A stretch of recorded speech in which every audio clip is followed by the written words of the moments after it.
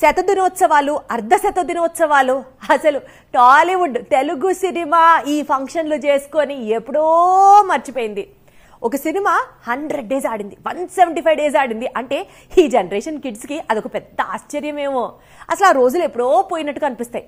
కానీ ఇలాంటి సినారియోలో కూడా ఒక సినిమా 400 డేస్ ఆడింది అంటే నిజంగా అది వండర్ కాదండి. దాని గురించి మనం మాట్లాడుకోవద్దా అండి? ఒకప్పుడు సినిమా సక్సెస్ ను థియేటర్స్ లో ఎన్ని రోజులు ప్రదర్శింపబడింది అనేది కీలకంగా ఉండేది.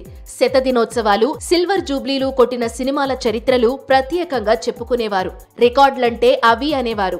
కానీ దశాబ్ద కాలంలో ఈ ట్రెండ్ కు బ్రేక్ పడింది. ఇప్పుడంతా first day, first weekend, first week collections పైనే ఇండస్ట్రీ ఆధారపడింది.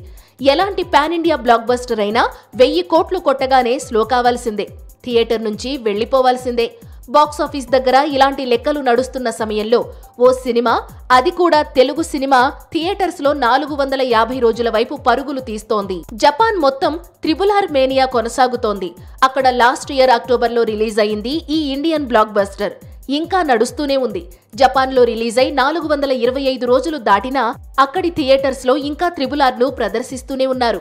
అంతేకాదు, త్వరలో ఐమాక్స్ వెర్షన్ లో RRR ను రిలీజ్ చేయబోతున్నారు. మొత్తంగా రాజమౌళి సినిమా గ్లోబల్ సెన్సేషన్ గా మారింది.